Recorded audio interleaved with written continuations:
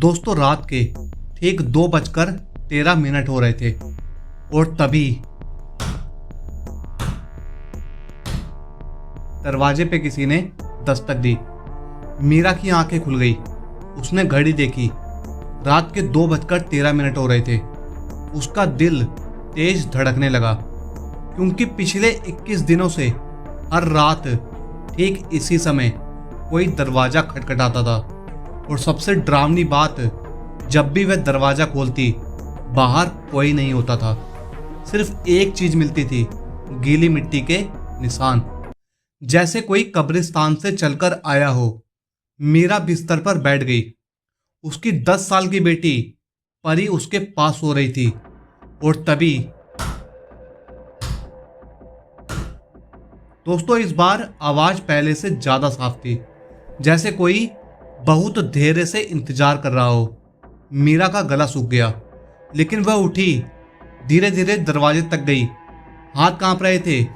उसने दरवाजे के एक कोने से देखा। बाहर कोई नहीं था, सिर्फ अंधेरा।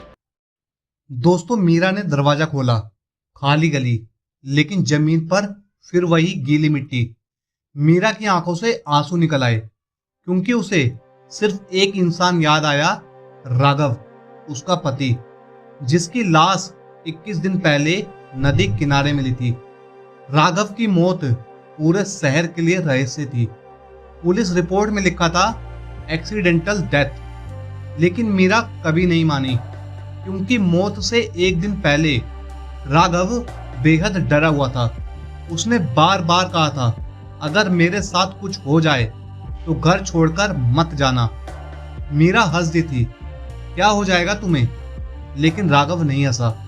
उसकी आंखों में डर था, असली डर। दोस्तों फिर अगले दिन फोन आया कि एक लाश मिली है और दुनिया बदल गई। मीरा ने हॉस्पिटल में अपने पति की लाश देखी।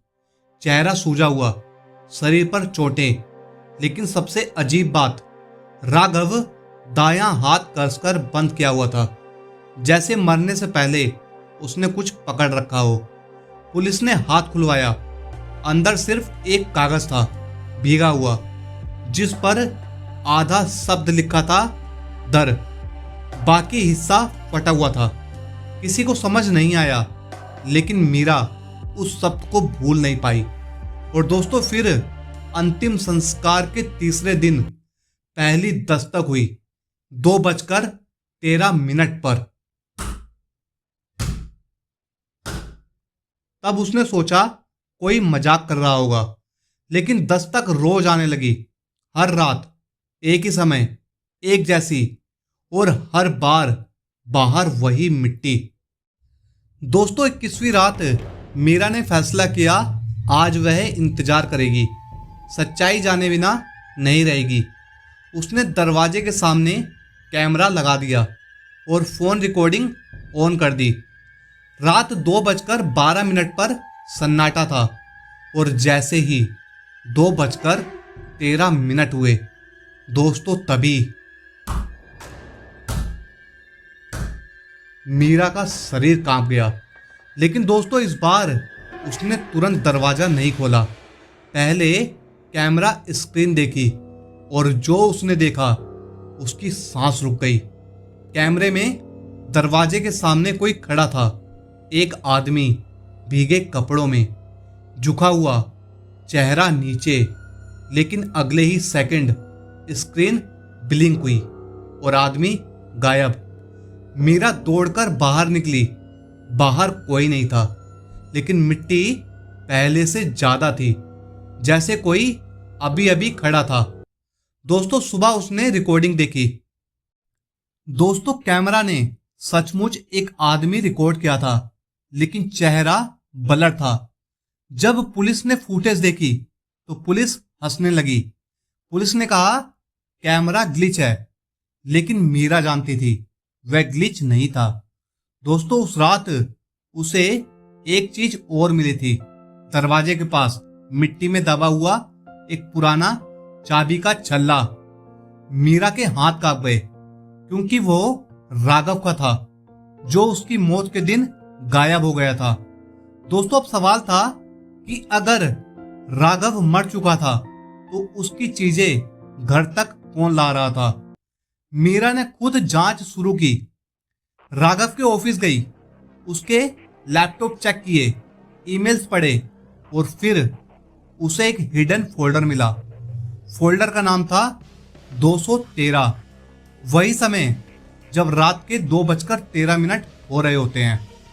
दोस्तों, फोल्डर खोलते ही दर्जनों फाइल्स सामने आ गई। डॉक्यूमेंट्स, फोटोज, वीडियोस और कुछ बड़े लोगों के नाम। Businessman, politicians, police officers. Raghav दोस्तों पत्रकार था, इन्वेस्टिगेटिव जर्नलिस्ट, और लगता था उसने कुछ बहुत बड़ा खोज लिया था। दोस्तों, एक वीडियो में कुछ लोग रात के अंधेरे में पैसों का लेन देन कर रहे थे और दूसरे वीडियो में एक आदमी किसी को धमका रहा था और तीसरे वीडियो में एक चेहरा दिखाई दिया जिसे देखकर मीरा का खून जम गया। दोस्तों, वह शहर का सबसे बड़ा बिजनेसमैन था, विक्रम खन्ना। अब समझ आ रहा था कि राघव एक्सीडेंट में नहीं मरा था, उसकी हत्या हुई थी। लेकिन फिर दस्तक कौन दे रहा था? दोस्तों, उस रात 2:13 पर दस्तक फिर हुई, लेकिन इस बार ठक ठक के साथ एक आवाज भी आई, बहुत धीमी। मीरा जम गई। उसने साफ सुना था, कोई उसका नाम ले रहा था। उसने हिम्मत करके दरवाजा खोला। बाहर कोई नहीं, लेकिन मिट्टी में एक कागज पड़ा था। उस पर सिर्फ 3 शब्द लिखे थे, नदी के पास, अगले दिन। मीरा अगले दिन नदी किनारे पहुंची, वही जगह जहां राघव की लाश मिली थी। काफी देर कुछ नहीं मिला। फिर उसने देखा एक पेड़ के पीछे जमीन थोड़ी नई खुदी हुई थी। उसने खुदाई शुरू की और कुछ मिनट बाद एक मेटल बॉक्स निकला। बॉक्स खोलते ही उसकी आंखें फैल गई। अंदर हार्ड ड्राइव थी और एक चिट्ठी, राघव की हैंड राइटिंग। अगर तुम ये पढ़ रही हो तो शायद मैं जिंदा नहीं हूं, लेकिन मेरी मौत एक्सीडेंट नहीं होगी। और अगर हर रात दस्तक सुनो तो उसे इग्नोर मत करना। दोस्तों, मीरा के हाथ कांपने लगे। पत्र में आगे लिखा था, मैंने सबूत छिपा दिए हैं, सच्चाई घर तक पहुंच जाएगी, घर तक पहुंच जाएगी। यानी दस्तक उस रात हार्ड ड्राइव खोली गई और जो वीडियो उसमें था उसने सब बदल दिया। वीडियो में साफ दिखाई दे रहा था, राघव को कुछ लोग जबरदस्ती गाड़ी में बैठा रहे थे। वह चिल्ला रहा था, लड़ रहा था और आखिरी बार कैमरा की तरफ देखकर बोला, अगर ये मिले तो मीरा को बता देना। दोस्तों, वीडियो यहीं खत्म हुआ। दोस्तों, मामला खुल चुका था। पुलिस मजबूर हुई, इन्वेस्टिगेशन दोबारा शुरू हुई। लेकिन उसी रात 2:13 पर दस्तक आखिरी बार आई। मीरा दरवाजे तक गई, धीरे से खोला। बाहर कोई नहीं था, सिर्फ एक आखिरी चीज, मिट्टी में रखा हुआ राघव का वेडिंग रिंग। मीरा वहीं बैठकर रोने लगी, क्योंकि उसने समझ लिया था, चाहे कोई इंसान हो, कोई गवाह या कोई अनजान मददगार, जिसने भी ये सब किया, उसने राघव को इंसाफ दिला दिया। दोस्तों, 3 महीने बाद विक्रम खन्ना और उसके साथी गिरफ्तार हो गए। राघव का मर्डर साबित हो गया। और सबसे अजीब बात, उस दिन के बाद रात 2:13 पर कभी कोई दस्तक नहीं हुई। दोस्तों, कभी भी नहीं। लेकिन दोस्तों, आज भी जब बारिश होती है, मीरा दरवाजे के बाहर कभी कभी मिट्टी का छोटा निशान देखती है और मुस्कुरा देती है, क्योंकि उसे लगता है कहीं ना कहीं राघव अपना वादा निभा गया। मैं सच्चाई घर तक पहुंचा दूंगा।